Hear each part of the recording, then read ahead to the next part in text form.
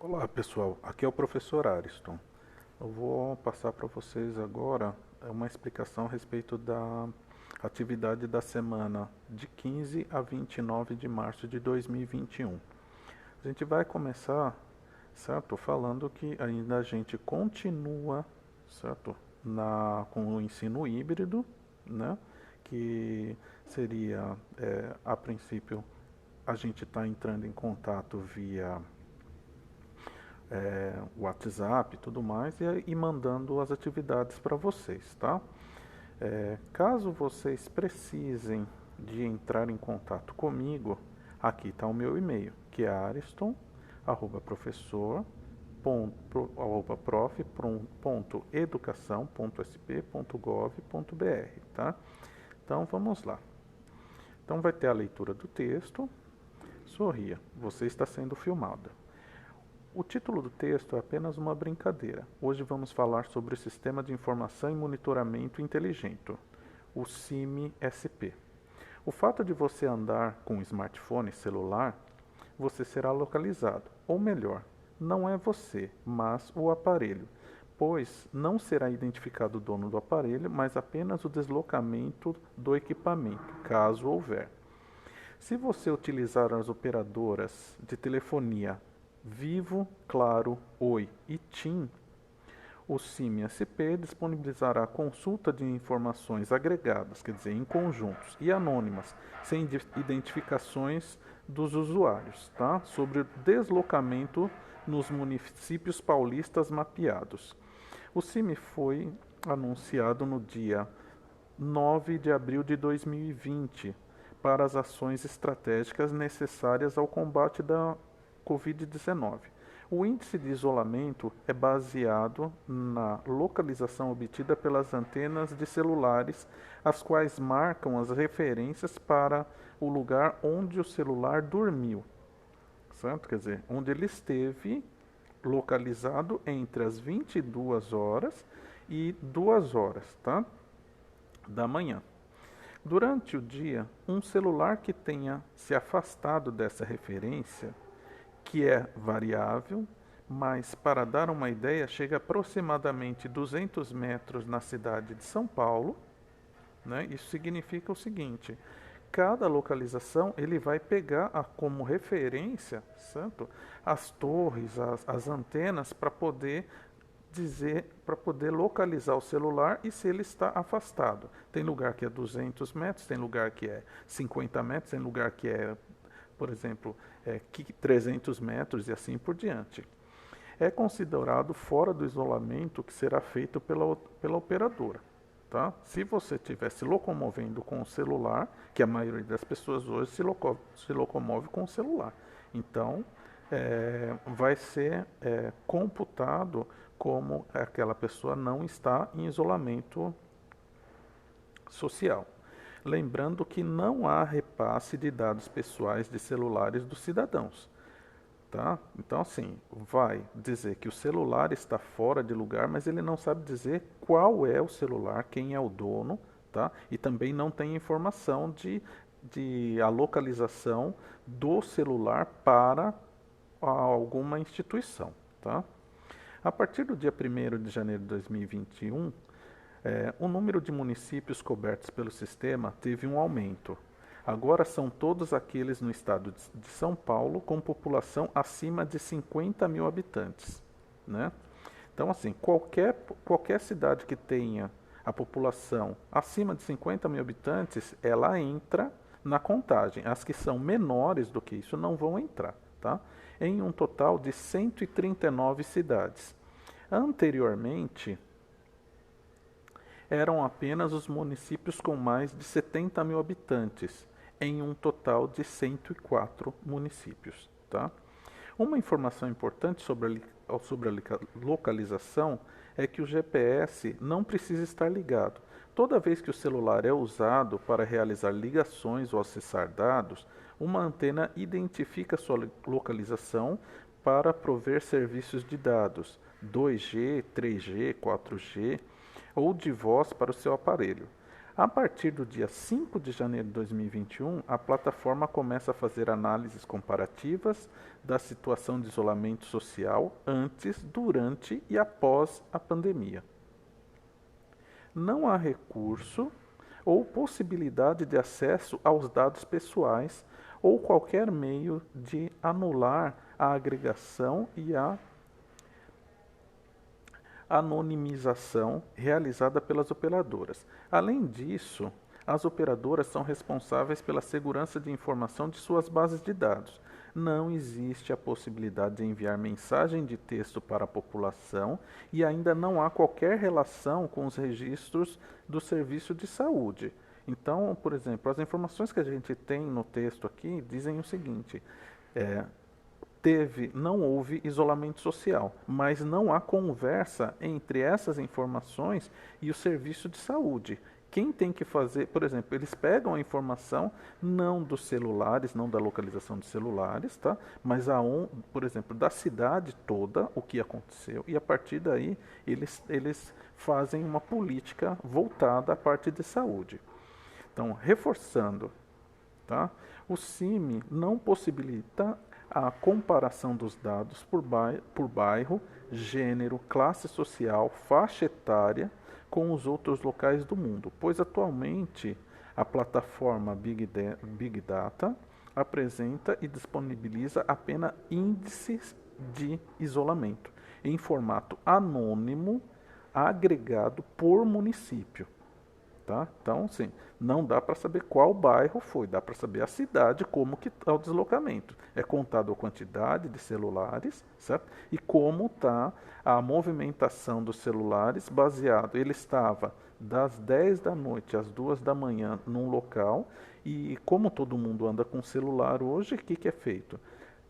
A quantidade de celulares que saiu do local que estava depois que ele dormiu, tá? Então, baseado nessa situação, a gente vai pegar e vai responder aos questionários. Então, nós vamos ler as questões e depois disso daí nós vamos responder todas as questões. Então, o que significa a sigla CIMI-SP? Vai até o texto, busca informação, tá? Depois, o CIMI-SP foi anunciado a partir de qual data? Vai até o texto também, pega a informação e observando. Aqui você vai colocar, por exemplo, ou a A ou a B, tá? Ou a C ou a C. Não dá para ter duas alternativas corretas, tá? Em todas essas situações. Observação agora aqui na terceira. Qual das operadoras de telefonia celular não faz parte do consórcio CIMI, tá? Então, vai até lá, olha quais fazem parte e vê que tem uma aqui que não faz. Depois, o CIMI escolhe qual tipo de informação. Aí você vai olhar lá, nome completo, idade, gênero, endereço. Lembra do que eu estou comentando com vocês na leitura? Dá uma olhada lá, time que torce, cor preferida, tá? Agregadas e anônimas ou nenhuma dessas anteriores. Dá uma olhada, volta lá no texto para poder responder a questão. Então, depois.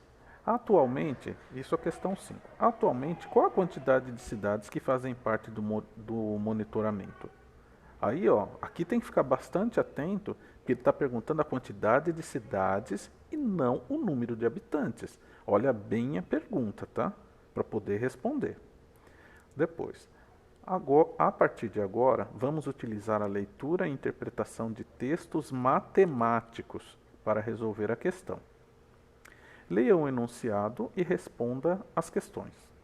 Dona Lúcia é uma ótima doceira.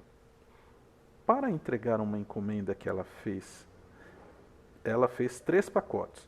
No primeiro havia 93 doces. No segundo havia 47 doces a mais que o primeiro. Então esse a mais aqui, no segundo, ele está se referindo ao primeiro pacote para poder pegar e fazer, certo? Saber quanto que tem no segundo. No terceiro, ela colocou o dobro da quantidade que havia no segundo pacote. Então, depois que você tem o primeiro, aí você vai para o segundo pacote, tá? Para saber quanto que tem. E depois, para saber a quantidade do terceiro pacote, você tem que usar como referência o segundo pacote. Senão não tem como pegar e resolver a questão. Qual a quantidade feita para esta encomenda? Tá? Então aqui, basicamente, a gente vai fazer a interpretação do texto, nós não vamos fazer as contas. Tá? Então vamos lá. O exercício 6. Para resolver o problema, é preciso utilizar a informação da profissão da dona Lúcia. Quer dizer, assim, quando é escrito o enunciado do problema, ele tenta colocar um contexto, tá? Mas é importante para eu saber qual a profissão dela para poder responder o problema. Pensa aí, isso é verdadeiro ou é falso? O item 7. Em quantos pacotes Dona Lúcia distribuiu os doces? Dá uma olhada lá no enunciado, leia e veja quantos pacotes foram. Depois, quais as informações importantes no enunciado para a resolução do problema? A profissão de Dona Lúcia é importante? Foi colocado, a informação que é importante é apenas o primeiro pacote? A informação de quantidade do primeiro e do segundo pacote? A informação de quantidade do primeiro, segundo e terceiro pacote e saber qual é a pergunta? Aí você vai escolher uma delas para responder. O item 9. O que o enunciado do problema quer saber? A profissão da Dona Lúcia? A quantidade de pacotes feito por Dona Lúcia? Apenas a quantidade individual de cada pacote? A quantidade de doces feitos por Dona Lúcia? Aí você escolhe uma das questões, uma das alternativas. Depois, quais os tipos de operações que será preciso utilizar para resolver o problema? Então, lembrando, adição é conta de mais, subtração, conta de menos, multiplicação, conta de vezes. Então, no item A, primeira coisa que você vai fazer é multiplicação, depois multiplicação e adição. Você vai fazer uma adição, uma multiplicação e depois uma adição. Você vai fazer uma subtração, uma divisão e uma multiplicação. Você vai fazer divisão, multiplicação e subtração. Para resolver esse tipo de situação, a primeira coisa que é importante fazer é a gente pegar e anular o tipo de operação que não é feita aqui. Vai ser feita adição? Tudo bem, você dá uma olhada, vê qual das alternativas tem adição. Vai ser feita a multiplicação?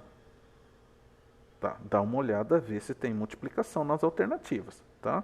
Depois, vai ser feita subtração? O que não, assim, se for feito esta operação, certo?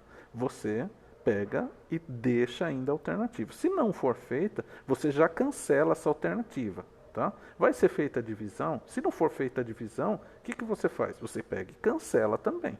Tudo bem? Então, vamos lá.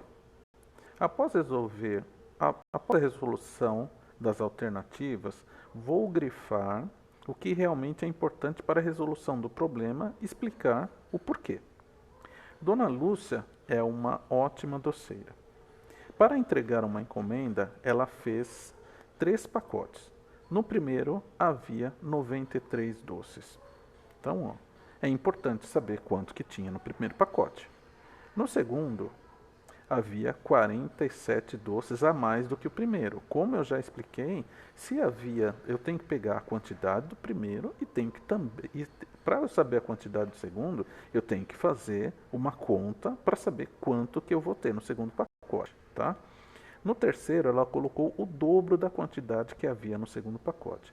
Então, assim que eu obtenho o resultado do segundo pacote, eu tenho que fazer uma conta para descobrir quanto que tenho no terceiro pacote, tá? E olha só a pergunta: qual a quantidade feita para essa encomenda? A quantidade de doces. Tudo bem? Agora, mais uma palavra para quem não sabe, tá? O significado. Quinzena é o período de 15 dias. Então, gostaria de deixar um abraço para todos e tenham uma ótima quinzena. Até logo!